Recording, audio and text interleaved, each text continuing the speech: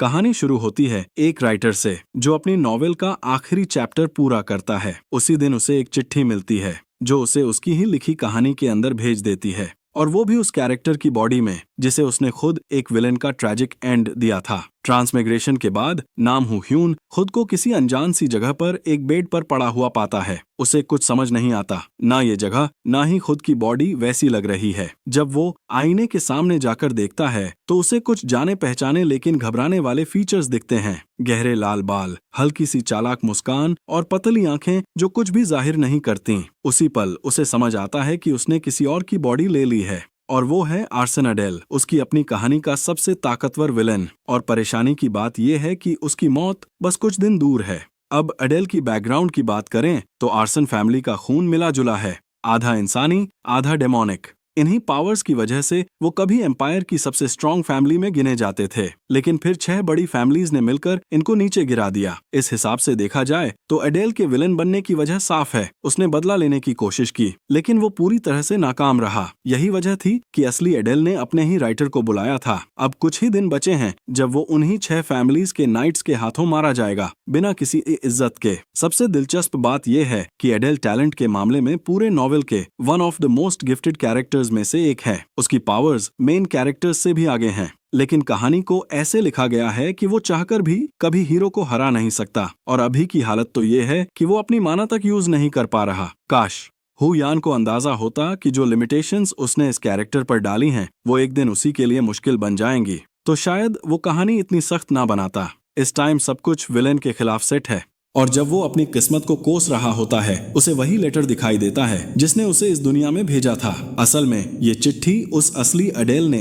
हू यून के लिए छोड़ी थी। उसे उम्मीद होती है कि शायद इसमें कोई काम की बात मिले जिससे शुरुआत की जा सके, लेकिन पूरा पेज खाली होता है, कुछ भी नहीं लिखा होता। पर तभी उस पेज पर अचानक कुछ वर्ड्स दिखने लगते हैं। फिर पता चलता है कि जो शब्द सामने आते हैं वो असली अडेल का अपने क्रिएटर के लिए एक मैसेज होता है। अगर हू यून इस शरीर की पावर्स को इस्तेमाल करना चाहता है तो उसे बस अडेल को सिंपल यस या नो में जवाब देना है। अब जैसे ही हू यून को समझ आता है कि वो सीधे अडेल से बात कर रहा है, उसी इंसान से जिसने उसे इस पूरी मैस में डाला, वो फिर से गालियां देने लगता है। पर पेपर फिर से वही कहता है, यस या नो। आखिरकार हू यून हार मानकर यस बोल देता है। अब जब हू यून मान हो चुका है तो अडेल कहता है कि वो इस पेपर पर लिखा हुआ हर सवाल का जवाब देगा। कुछ सवालों के जवाब फ्री होंगे लेकिन बाकियों की कीमत होगी, और जितना बड़ा सवाल उतनी बड़ी कीमत। तो अब हू यून सबसे इंपॉर्टेंट सवाल पूछता है कि वो अपने असली दुनिया में वापस कैसे जा सकता है। अडेल तुरंत जवाब में कहता है कि ये नामुमकिन है, पर हू यून को पहले से अंदाजा था कि ऐसा कुछ होने वाला है, इसलिए वो इस जवाब के लिए पहले से तैयार था। इसके बाद वो एक ज्यादा प्रैक्टिकल सवाल पूछता है। वो ये जानना चाहता है कि माना को कैसे यूज किया जाए और अडेल की खास पावर्स को कैसे एक्टिवेट किया जाए। ये सवाल फ्री होता है और अडेल सीधे ये नॉलेज हू यून के दिमाग में डाल देता है। जैसे ही ये होता है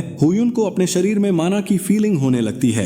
अडेल की बॉडी की पहली एबिलिटी है किसी इंसान के 5 सेंसेस को छीन लेना। इसका नाम है डार्कनेस। दूसरी एबिलिटी है ओपोनेंट्स को अपनी ऑरा से प्रेशर में डालना, जिसे कहा जाता है किलिंग इंटेंट। जब हू यून इसे एक्टिवेट करता है तो उसे साफ महसूस होता है कि ये काम कर रही है। कम से कम अब वो आम लोगों को तो काबू में कर सकता है, भले ही ट्रेंड नाइट्स या सोल्जर्स को ना कर पाए। लेकिन असली चीज अभी बाकी है। अडेल की सबसे तगड़ी एबिलिटी पोजीशन ट्रांसफर 1। नाम से ही साफ है ये पावर उसे किसी भी ऑब्जेक्ट के साथ अपनी जगह स्विच करने देती है। ये मूव एक तरह से अल्टीमेट असैसिनेशन के लिए बना है। जैसे ही वो इसे एक्टिवेट करता है कुछ मैजिकल चीजें ट्रिगर हो जाती हैं जो ये साबित करती हैं कि पावर सच में काम कर रही है। हालांकि अभी ये एबिलिटी इतना ताकतवर नहीं है। वो सिर्फ 20 स्क्वायर यार्ड के रेडियस के अंदर ही स्वैप मतलब पोजीशन चेंज कर सकता है, जो अडेल की असली कहानी की पावर्स के मुकाबले थोड़ी कमजोर लगती है। लेकिन अगर वो रोज प्रैक्टिस करता रहा तो इंप्रूवमेंट जरूर होगा। इसी को टेस्ट करने के लिए वो पास रखी एक सूट ऑफ आर्मर के साथ स्वैप करता है। जैसे ही वो पावर यूज करता है वो अपनी जगह से गायब हो जाता है और आर्मर उसकी जगह आ जाता है। स्वैप पूरी तरह सक्सेसफुल होता है, बट लैंडिंग थोड़ी गड़बड़ हो जाती है। मतलब एडेल को अभी भी और प्रैक्टिस की जरूरत है। उधर दूसरी तरफ नाइट्स का एक ग्रुप सीधा एडेल के रेजिडेंस की ओर बढ़ रहा होता है, उसे खत्म करने के इरादे से। आर्सन फैमिली की एस्टेट में आखिरकार वो नाइट्स पहुंच जाते हैं, और ये नाइट्स लायन काउंटी के थे। कैप्टन फेल्स को अडेल के सर्वेंट्स से पता चलता है कि वो इस वक्त अपने रूम में है और पिछले कई दिनों से हिला तक नहीं है। बिना किसी चेतावनी के फेल्स और उसके आदमी दरवाजा तोड़कर अंदर घुस जाते हैं और अडेल के सामने खड़े हो जाते हैं, जो उस वक्त एकदम कैजुअली बैठा बैठा होता है और खुद को मारने आए कैप्टन के मिशन पर तंज कस रहा होता है, लेकिन फेल्प्स को उसकी बातों में कोई दिलचस्पी नहीं होती। वो सीधे अपने आदमियों को आदेश देता है, इस बच्चे को खत्म कर दो। लेकिन उन्हें क्या पता था कि हमारे बंदे के पास पोजीशन ट्रांसफर जैसी एबिलिटी है। वो किसी भी ऑब्जेक्ट के साथ अपनी पोजीशन स्वैप कर सकता है और इस बार उसका टारगेट होता है उस नाइट की तलवार जो उसे मारने आ रही थी। वो एबिलिटी एक्टिवेट करता है और अगले ही पल उस नाइट की तलवार उसके हाथ में होती है। उसका ये अचानक वार कामयाब रहता है। उसका वार सीधा अपने निशाने पर लगता है और फेल्प्स समेत सब चौंक जाते हैं। अब वो बस इंतजार कर रहा है कि अगला कौन उसके पास आएगा, पर फेल्प्स को अब भी अपने आदमियों की नंबर्स पर पूरी भरोसा होती है और वो फिर से ऑर्डर देता है, सामने से अटैक करो। जैसे ही लड़ाई शुरू होती है, एडेल सामने से लड़ने के बजाय एक खिड़की तोड़कर कूद जाता है और इसी दौरान वो अपनी एबिलिटी का एक शानदार इस्तेमाल करता है। वो सबसे पहले अपनी तलवार जमीन पर फेंकता है, फिर ठीक समय पर पोजीशन ट्रांसफर एक्टिवेट करता है और खुद को तलवार से स्विच कर देता है। इससे वो फॉल डैमेज से बच जाता है और आराम से नीचे पहुंच जाता है। अब अगला स्टेप है आर्सन फैमिली के जंगल की तरफ भागना। जैसे ही वो जंगल की ओर भागता है, फेल्प्स अपने आदमियों को आदेश देता है कि उसे हर हाल में ढूंढकर कंफर्म किया जाए कि वो मारा जा चुका है या नहीं। अब नजरिया बदलते हैं और चलते हैं आर्सन के जंगल में, जहां एडेल भाग रहा है। उसकी सांसें तेज चल रही हैं और उसकी टांगें पूरी ताकत से दौड़ रही हैं ताकि दुश्मनों से जितना हो सके उतना दूर निकल सके। लेकिन बात यह है कि इवन अगर वो इस इलाके से बाहर भी निकल गया, तब भी उसे पता है कि आगे सिर्फ मौत ही उसका इंतजार कर रही है। इसीलिए वो सिर्फ भागने का नहीं सोच रहा, बल्कि उसकी प्लानिंग है कि जंगल के अंदर जो गेट है उसके जरिए वो डिमोनिक रेल्म में पहुंच जाए। डिमोनिक रेल्म ने इंसानों के साथ हुई जंग में बहुत कुछ खोया है और एडेल को उम्मीद है कि शायद इस मुश्किल समय में वो उसकी मदद को स्वीकार कर लेंगे, भले ही वो खुद एक ह्यूमन हो। हालांकि ये उसका शुरुआती प्लान था, लेकिन फेल्ट और उसके नाइट्स पहले से ही वहां पहुंच चुके होते हैं और अब वो पूरे जंगल में फैल चुके हैं ताकि उसे ढूंढा जा सके। एडेल फिलहाल छुपा हुआ है, ये उसकी किस्मत है। लेकिन परेशानी ये है कि उसे गेट की एग्जैक्ट लोकेशन नहीं पता। उसे बस इतना अंदाजा है कि गेट किस तरफ हो सकता है और तभी उसका पैर एक सूखी टहनी पर पड़ जाता है, जिससे तेज आवाज होती है। अब फेल्ट बिल्कुल भी खेलने के मूड में नहीं है। वो अपनी जबरदस्त पावर का इस्तेमाल करता है और अपने रास्ते में आने वाली हर चीज को तबाह करने लगता है और आखिरकार उसने अपना टारगेट ढूंढ लिया है, जो हमारे बंदे के लिए बहुत बुरी खबर है, क्योंकि उसके पास अब सिर्फ 2 बार पोजीशन ट्रांसफर करने का मौका बचा है। इस वक्त उसकी सबसे बड़ी प्रायोरिटी है गेट को ढूंढना, नॉट लड़ाई करना। लेकिन अब एडेल के शरीर में मौजूद लेखक को बेचैनी महसूस होने लगती है, इसलिए वो एडेल की असली आत्मा से कांटेक्ट करता है और गेट की एग्जैक्ट लोकेशन पूछता है। लेकिन ये जानकारी सीक्रेट है और इसकी कीमत है 100 गोल्ड कॉइन्स या कोई ऐसा रेलिक जिसकी रैंक ऊंची हो। ये सुनकर लेखक का दिमाग घूम जाता है। जान बचाने की टाइम ट्रायल जैसी सिचुएशन में भी उसे सौदेबाजी करनी पड़ रही है। इतने में फेल्ट उसे पकड़ लेता है। एडेल सीधा एक पेड़ से टकरा जाता है।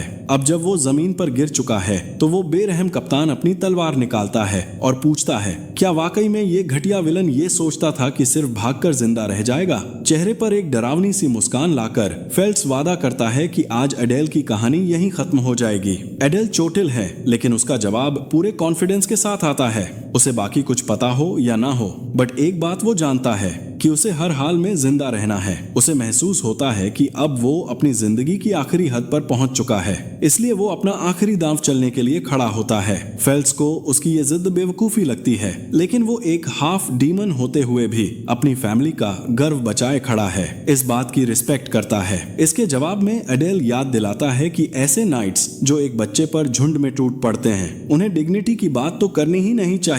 और फिर वो अपनी लाइन एकदम खतरनाक तरीके से खत्म करता है। फेल्प्स से कहता है, तू ये सब छोड़ और जाकर नैनी बन जा। अब पूरी तरह भड़का हुआ फेल्ट अपनी तलवार एडेल की तरफ तानता है और ठंडे लहजे में कहता है कि अब वो कोई दया नहीं दिखाएगा। फेल्प्स सीधा वार करता है, लेकिन उसे क्या पता था कि यही वो पल था जिसका एडेल को इंतजार था। वो तुरंत अपनी खास चिट्ठी निकालता है, वही नोट जिससे वो एडेल की आत्मा से बात करता है और उसे फेल्ट की तलवार से टच करवा देता है। शायद बाहर से देख रहे लोग समझ नहीं पाए हों, बट हमारे बंदे ने अपनी चाल चल दी थी। उसने फेल्ट के आर्टिफैक्ट को ही उस सवाल की कीमत बना दिया जो वो पूछना चाहता था। इससे उसका मकसद भी पूरा हो गया और फेल्ट की तलवार भी खत्म हो गई और फेल्ट के सामने उसकी तलवार रेत की तरह बिखर जाती है। अब उसे गेट की लोकेशन मिल चुकी है। आर्टिफैक्ट की कीमत चुकाने के बदले ये रिवॉर्ड मिला है। एडेल दोबारा पोजीशन ट्रांसफर का इस्तेमाल करता है और वहां से कूद जाता है। फेल्ट उसे रोकने की कोशिश करता है बट अब बहुत देर हो चुकी है। एडेल वहां से निकल चुका है अपना खास गेट ढूंढने के लिए और आखिरकार वो गेट उसे मिल जाता है।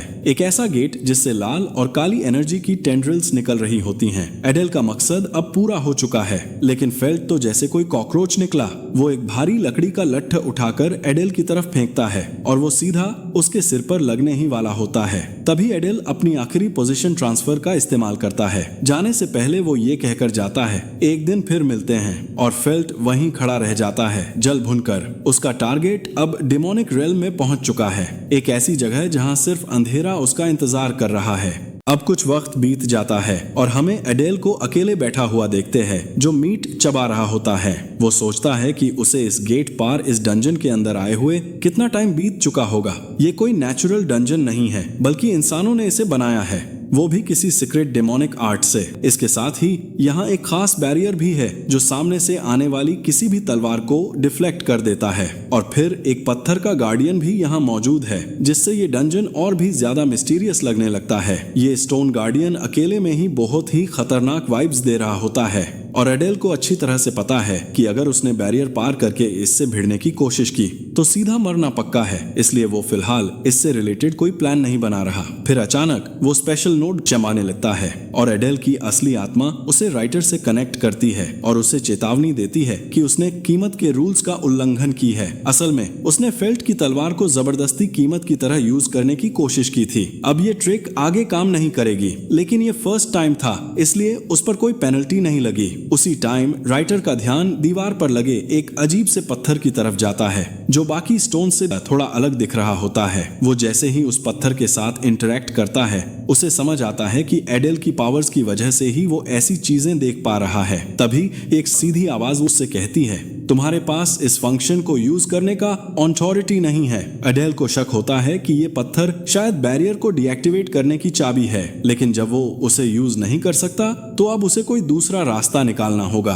फिर उसे स्टोन गार्डियन के शरीर से गिरा एक छोटा सा पत्थर दिखता है। वो सोचता है हो सकता है ये इस सिचुएशन में काम आ जाए। अब एडेल अपनी पोजीशन ट्रांसफर एबिलिटी एक्टिवेट करता है और खुद को उस पत्थर से स्विच कर देता है। इस तरह वो बिना बैरियर तोड़े बिना फंक्शन ऑन किए सेफली बाहर निकल जाता है। लेकिन ये बंदा एक्साइटमेंट में इतना खो गया होता है कि उसे बाहर खड़ा डेमोनिक स्टोन ड्रैगन याद ही नहीं रहता और ड्रैगन जैसे ही उसके सामने जोर से दहाड़ता है तो एडेल की हालत पतली हो जाती है। तभी सीन कट होता है और अब हम पहुंचते हैं डीमंस की रेल में बने एक महल की तरफ जहां बेयर्स फैमिली के हेड क्री अपने नौकरों को काम में व्यस्त देख रहा है। वो सोचता है कि शायद उसकी बेटी के रेड में जाने की वजह से ही उसके लोग ओवरटाइम में लगे हुए हैं। क्री को समझ नहीं आ रहा कि इस सिचुएशन को कैसे संभाले। बात यह है अगर उसकी बेटी रेड में कामयाब हो जाती है तो उसे साइटन में एंट्री मिल जाएगी जो कि डीमंस की एक खतरनाक स्कूल है और अगर वो उसे सख्ती से कहे कि फेल हो जाओ तो भी वो मानेगी नहीं क्योंकि उसकी बेटी तो अपनी माँ की मौत का बदला लेने के लिए पूरी तरह से तैयार है।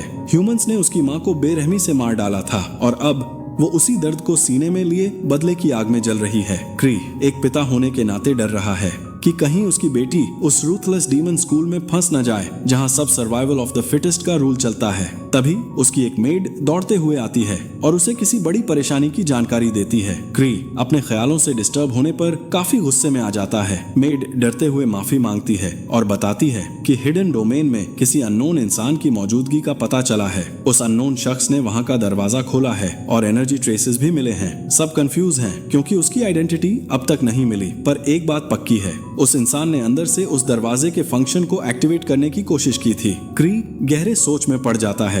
उसे लगता है क्या कहीं ये ह्यूमन उसी डेमोनिक गेट से तो समन नहीं हुआ जो ग्रेट वॉर के टाइम इस्तेमाल हुआ था। लेकिन फिर वो सोचता है जो भी है मर ही जाएगा। अभी के लिए ये कोई इम्पोर्टेंट बात नहीं है। उसकी असली फिक्र बस अपनी बेटी के एग्जाम को लेकर है, पर मन में कहीं ये भी है अगर चीजें उसके हिसाब से चली तो हो सकता है उसे ह्यूमन की तरफ से एक पॉन मिल जाए। अब फिर से आते हैं हमारे भाई एडेल पर, जिसने जैसे ही बाहर कदम रखा उसे अपनी गलती समझ आ गई और फिर से खुद को डोमेन के अंदर टेलीपोर्ट कर लिया। भाई को बिल्कुल भी उम्मीद नहीं थी कि बाहर कोई भयानक वुल्फ उसे जिंदा खा जाएगा। वो क्रीचर बाहर से घूर रहा होता है और एडेल को अपने हालात की डिफिकल्टी समझ में आने लगती है। अब चाहे वो बैरियर से निकल भी जाए तो भी उसकी जान खतरे में ही रहेगी। तभी एडेल को रियलाइज होता है वो क्रीचर पत्थर से बना है, इसका मतलब उसकी पोजीशन ट्रांसफर एबिलिटी उस पर काम कर सकती है। वो एबिलिटी फिर से एक्टिवेट करता है और खुद को उस स्टोन वुल्फ से स्विच कर देता है जो बाहर बैरियर के पास था। प्लान एकदम कमाल का निकलता है।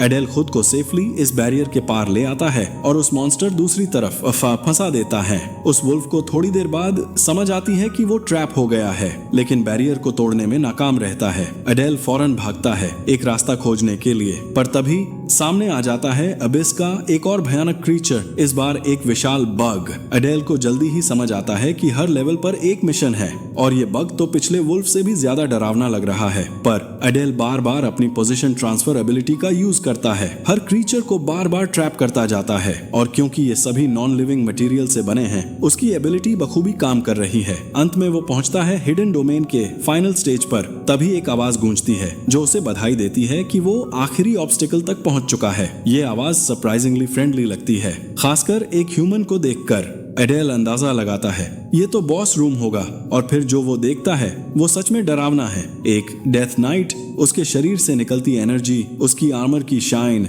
सब कुछ इतना इंटेंस है कि उसकी तुलना में कैप्टन फेल्ट भी कुछ नहीं है। लेकिन एडेल किसी तरह की बातचीत में टाइम नहीं वेस्ट करता और सीधा पोजीशन ट्रांसफर एबिलिटी स्पैम कर देता है। डेथ नाइट की बात पूरी होने से पहले ही उसे बैरियर में ट्रैप कर देता है। एडेल आगे बढ़ता है और पहुंचता है उस ट्रेजर बॉक्स तक जिसे वो ढूंढ रहा था, पर बॉक्स उसकी एक्सपेक्टेशन से काफी अलग है। उस पर एक खास ऑर्नामेंट बना हुआ है, एक ब्लैक ड्रैगन सिंबल। ये सिंबल डिमोनिक वर्ल्ड की सबसे ऊंची फैमिलीज को रिप्रेजेंट करता है, जैसे स्लॉथ, लस्ट, ग्लटनी, राथ, एनवी और ग्रीड। ब्लैक ड्रैगन सिंबल से एक ही चीज जुड़ती है, बेयर्स फैमिली, यानी ईश की प्राइड डार्स का गुनाह, और इसी फैमिली को क्री लीड करता है। ये बात अकेले ही एडेल के लिए खतरनाक है क्योंकि अब वो इस सीक्रेट से वाकिफ हो चुका है। फिर वो अपनी किस्मत के भरोसे बॉक्स खोलता है, ये सोचकर कि शायद कोई भागने का तरीका मिल जाए। लेकिन जैसे ही वो बॉक्स खोलता है उसके चेहरे पर एक शैडो मिस्ट उछल पड़ती है। डार्क एनर्जी उसकी बॉडी के अंदर घुसने लगती है। एडेल दर्द से चिल्लाने लगता है। उसकी ह्यूमन बॉडी इस डिमोनिक एनर्जी को झेल नहीं पा रही होती। ये पावर इतनी इंटेंस होती है कि ऐसा लगता है जैसे उसका सिर फटकर टुकड़े टुकड़े हो गया हो, लेकिन ऐसा नहीं होता क्योंकि कुछ देर बाद वो होश में आता है और जिंदा भी होता है। और हम देखते हैं उसकी एक आंख बदल चुका होता है क्योंकि उसे उस ब्लैक लिक्विड की वजह से आई ऑफ सुपरबा मिल गई होती है। ये आई एक स्पेशल ऑक्यूलर एबिलिटी देती है जो उसकी डायनामिक आईसाइट को बढ़ा देती है और ये सिर्फ तब एक्टिवेट होती है जब वो किसी दुश्मन को मार देता है। अब भाई साहब को लग रहा है कि वो अनस्टॉपेबल बन चुका है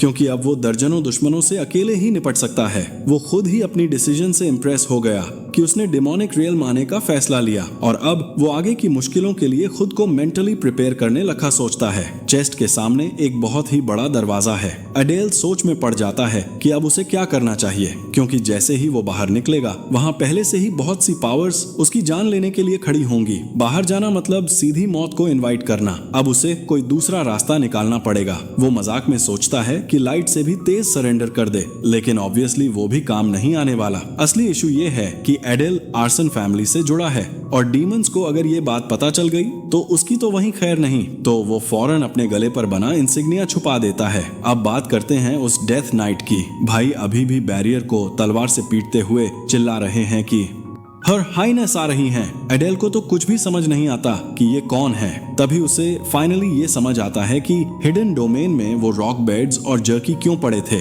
असल में ये जगह एक टेस्टिंग ग्राउंड है जहां हाई रैंकिंग डिमोनिक फैमिलीज अपने बच्चों की ट्रेनिंग करवाते हैं। अब उसे सही जानकारी चाहिए होती है तो वो तुरंत अपनी स्पेशल नोटबुक निकालता है जिससे वो ओरिजिनल एडेल से बात कर सकता है। वो पूछता है कि इस वक्त उसके सबसे नजदीक कौन है, लेकिन जवाब पाने के लिए इस बार उसे गोल्ड या आर्टिफैक्ट नहीं बल्कि 100 माना पॉइंट्स देने पड़ते हैं, जो कि काफी नुकसान होने वाली तरीका है। पर पेपर जवाब देता है। रिने, जो कि बेयर्स फैमिली के पेट्रियार्क की सबसे छोटी बेटी है, अब भाई के चेहरे पे मैं तो गया वाली एक्सप्रेशन आ जाती है, क्योंकि उसे पता है कि वो रिने को हराने की हालत में नहीं है। ऊपर से जिस आई ऑफ सुपरबिया को वो अभी लेकर निकला है वो तो उसी रिने का इनाम था इस ट्रेनिंग को कंप्लीट करने के बाद। अब अडेल को डर है कि वो बस अभी रिने आएगी, स्टोन गार्डियंस को काटकर उसकी तरफ बढ़ेगी, और वही होता है। रिने डेथ नाइट को सीधा 2 हिस्सों में काट देती है और अडेल के सामने खड़ी हो जाती है और सीरियस आवाज में वो पूछती है, तू है कौन? अडेल को समझ आ जाता है कि इस बार बचना बहुत मुश्किल है, तो वो झुककर ग्रीट करता है और यहाँ से भाई साहब का एक्टिंग लेवल मैक्सिमम पे चला जाता है। वो उसे मैनिपुलेट करते हुए कहने लगता है कि रिने ने डोमेन पूरी तरह क्लियर कर ली है और अब वो वर्दी बन चुकी है। लेकिन डिमोनिक प्रिंसेस रिने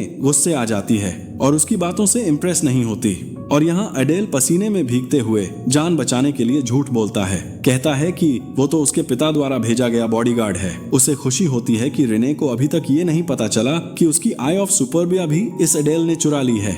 रिने उसकी तरफ घूरती है और उसका मजाक उड़ते हुए कहती है, तू तो बॉडीगार्ड लग ही नहीं रहा, इतना कमजोर और पैथेटिक। अडेल धीरे धीरे थोड़ा कॉन्फिडेंट फील करता है और बोलता है कि हाँ, वो दिखने में चाहे जैसा हो बट वो काफी कैपेबल है। फिर वो अपने पावर का डेमो देने के लिए एकदम अचानक पोजीशन स्विच करता है और उसके सामने आकर खड़ा हो जाता है। रिने शॉक में आ जाती है लेकिन वो कुछ नहीं करती, सिर्फ उसका हाथ पकड़ती है और फिर पीछे हट जाती है। अब अडेल कैजुअली बोलता है, चलिए अब बाहर निकलते हैं, आपके पिताजी इंतजार कर रहे हैं। गाइस, इस आदमी की एक्टिंग स्किल्स वाकई टॉप टियर हैं। एडेल उसे बताता है कि वो और भी कई कामों के लिए रिस्पॉन्सिबल है जो उसके पिता ने उसे असाइन किए हैं, लेकिन अंदर से वो जानता है कि उसे जल्दी से जल्दी यहाँ से भागना होगा वरना वो मारा जाएगा।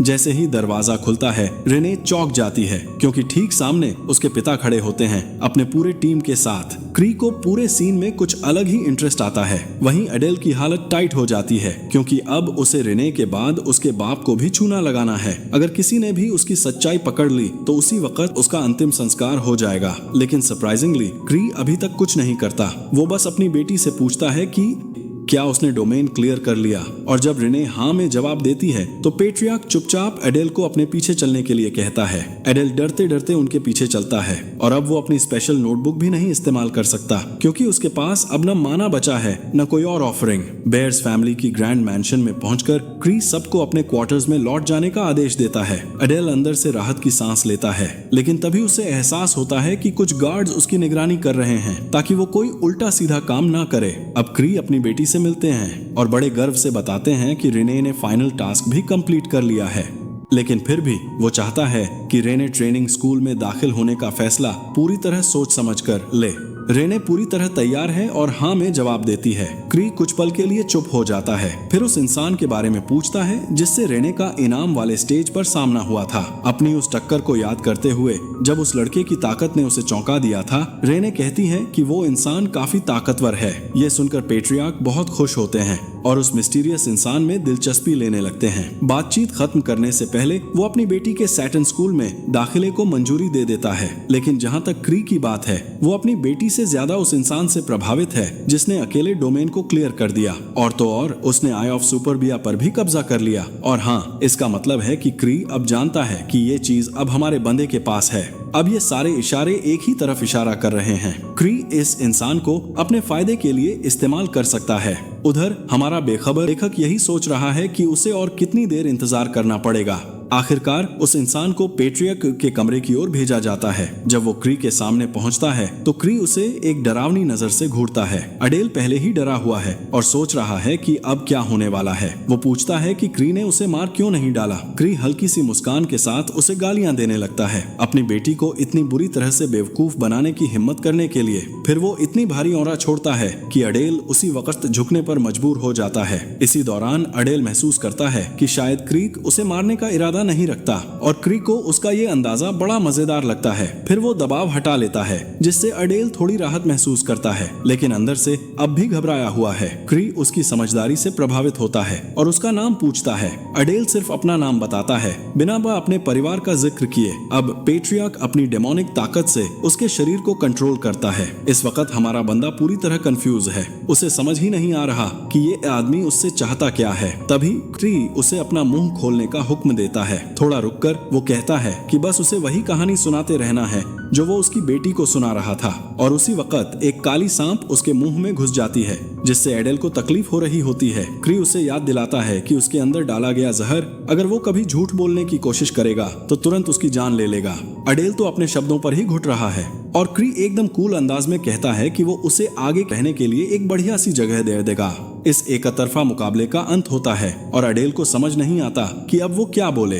अगले सीन में उसे उसका नया क्वार्टर दिखाया जाता है। अफसोस की बात यह है कि एडेल के पास कोई और ऑप्शन नहीं है, उसे इसी बेकार घर को एक्सेप्ट करना पड़ता है। लेकिन वो इस बात से खुश है कि उसकी जान तो बच गई, भले ही उसे अब एक औजार की तरह इस्तेमाल किया जा रहा हो। साथ ही लेखक को खुशी है कि उसे पेट्रियार्क की मंजूरी मिल गई है, जो आगे चलकर उसके मकसद में मदद कर सकती है। लेकिन फिलहाल उसे अपने शरीर में डाले गए जहर का हल निकालना है। अपनी पोजीशन ट्रांसफर स्किल का इस्तेमाल करते हुए एडेल बड़ी चालाकी से उस जहर को अपने शरीर से बाहर निकालता है। उसे सोचकर ही डर लग रहा है कि अगर गलती से कुछ और टेलीपोर्ट हो गया होता तो क्या होता। वैसे एडेल उस जहरीले जीव को मारना नहीं चाहता, क्योंकि वो जानता है कि ऐसा करने से पेट्रियार्क को पता चल जाएगा। जैसे ही जहर को बाहर निकाला जाता है, उसकी मना सप्लाई कट जाती है और वो स्नेक उठ जाता है। तो एडेल उस स्नैक को कुछ माना देकर फिर से सुला देता है। आखिरकार एडेल अपने बिस्तर पर गिरता है, ये जानते हुए कि अब वो जहर उसके लिए खतरा नहीं है। वो छोटा सा स्नेक उसके पास ही सो रहा होता है। एडेल भी नींद के करीब ही होता है कि स्टेटस विंडो खुल जाती है और बताती है कि उसकी पोजीशन ट्रांसफर अब लेवल 2 पर पहुंच गई है।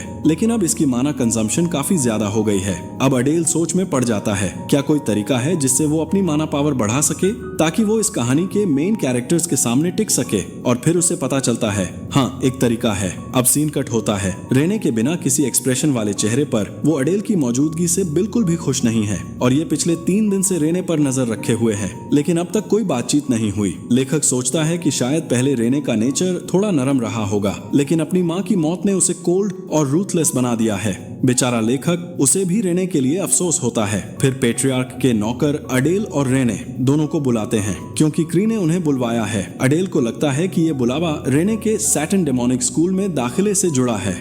जाहिर है भले ही उसने हिडन डोमेन को क्लियर कर लिया हो, लेकिन सैटन स्कूल एक अलग ही लेवल की जगह है। क्री अपनी बेटी से कहता है, एक वक्त आएगा जब वो मारे जाने के लिए चुनी जाएगी और अगर ऐसा हुआ तो उसके सारे मकसद अधूरे रह जाएंगे। ये सुनकर रेने के चेहरे पर हल्की सी उदासी और निराशा छा जाती है। उधर एडेल को लग रहा है जैसे वो इस बाप बेटी की बातों के बीच फालतू सा तीसरा इंसान बना हुआ है। यह सुनकर दोनों हैरान रह जाते हैं। जब डेमन पैट्रियार्क अपनी बेटी की सुरक्षा के लिए एडेल को उसके बॉडीगार्ड के रूप में साथ भेजने का फैसला करता है, लेकिन और भी चौंकाने वाली बात यह होती है कि रेने इस बात को साफ तौर पर मना कर देती है। साइटान स्कूल की बात करें तो वो इकलौता ऐसा स्कूल है जहां अलग अलग डेमोनिक रियल्म्स के सक्सेसर्स को ट्रेनिंग दी जाती है। वहां का माहौल हमेशा इंपीरियल स्कूल से टकराव वाला रहता है। वहीं स्कूल जहां मेन कैरेक्टर्स की ट्रेनिंग होती है। असली कहानी में रेने की मौत इसी टकराव की वजह से हुई थी। ये जगह किसी भी डेमन के लिए सबसे खतरनाक है, क्योंकि वहाँ मौत कभी भी हो सकती है। फिर भी रेने वहाँ जाने को तैयार है। जहाँ तक एडेल की बात है, उसे लगता है कि यही तो सबसे सही जगह है अपनी ताकत और नेटवर्क बढ़ाने के लिए। आखिरकार वो लेखक है और उसे पहले से पता है कि स्कूल में क्या क्या होने वाला है। इस मौके को पकड़ते हुए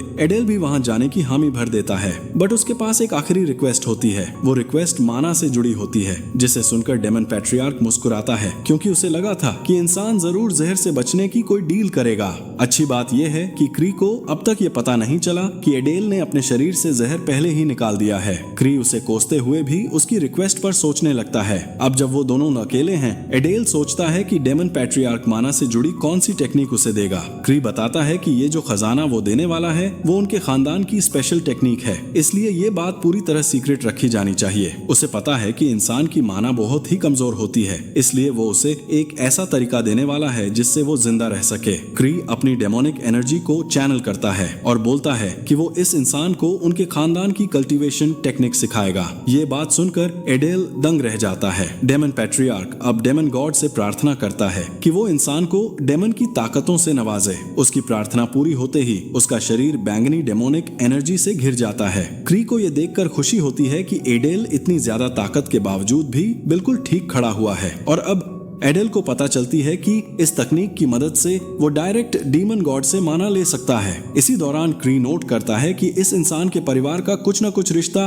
7 घातक पापों 7 डेडली सिंस से है। और भले ही एडेल अनजान बनने की कोशिश करता है, क्री उसे साफ कहता है कि अगर वो धोखा देने की कोशिश करेगा तो शरीर में बैठा जहर का कीड़ा सब संभाल लेगा। एडेल को खुद ये सुनकर हैरानी होती है कि उसका half demon family in since से जुड़ा हुआ है, जबकि उसने तो ये चीज अपनी कहानी में कभी डाली ही नहीं थी। और अगले सीन में हम एडेल को जंगल में ध्यान करते हुए देखते हैं। उसे लगता है कि ये जगह उसके माना को कंट्रोल करने के लिए सही है, लेकिन जहाँ ध्यान करना बाकी लोगों के लिए शांतिपूर्ण होता है, वहीं एडेयू के लिए ये तनाव से भरा हुआ है, क्योंकि उसे पता है डीमन गॉड से माना लेगा तो फिर वो कभी इंसानी माना यूज नहीं कर पाएगा। उसी समय आसमान से कुछ डरावनी आंखें उसे घूर रही होती हैं। डेमन गॉड उसे एक घटिया इम्प्योरिटी कहता है और दहाड़ मारता है, क्योंकि उसके अंदर एक गद्दार का खून बह रहा है।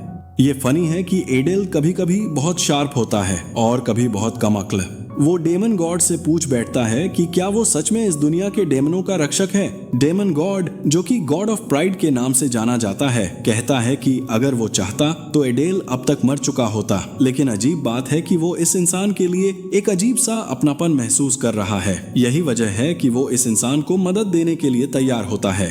मार्क ऑन ऑफ प्राइड देता है, जो इस देवता की शक्ति का प्रतीक है, मगर साथ ही चेतावनी भी देता है कि अगर एडेल इस ताकत को अगर संभाल नहीं पाया तो उसका दिमाग खराब हो जाएगा। अब एडेल के पास एक गॉड की ताकत है जो उसकी सर्वाइवल चांस को और ज्यादा बढ़ा देती है, और अब वो सोचने लगता है कि फ्यूचर में उसका पूरा शरीर इन मार्क्स और टेटूज से भर जाएगा। तभी वो अचानक महसूस करता है कि कोई उसे पीछे से देख रहा है, और वो होती है रेने। उसे देखकर दोनों चौंक जाते हैं। ये उसके लिए बहुत ही खराब खबर है, क्योंकि रेने के पिता नहीं चाहते थे कि वो ये सब जाने।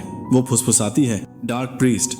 पर एडेल को यहाँ कुछ समझ नहीं आता। अब 1 महीना बीत जाता है और एडेल इस दिन रात ट्रेनिंग कर रहा है, और इस छोटे से समय में उसकी मना 3 गुना हो चुकी है। उसे लगता है कि अगर ऐसे ही चलता रहा तो कुछ सालों में वो इंसानी दुनिया के 6 महान फैमिलीज के सक्सेसर्स को भी पीछे छोड़ देगा। अब की हालत में तो वो बिना टेलीपोर्ट किए भी हिडन डोमेन को जीत सकता है, लेकिन वो इस बात से परेशान है कि रेने ने हाल ही में ट्रेनिंग ग्राउंड्स छोड़कर उसके घर के सामने ट्रेनिंग शुरू कर दी है। एडेल अपनी क्यूरियोसिटी को रोक नहीं पाता और डायरेक्ट जाकर पूछने का सोचता है,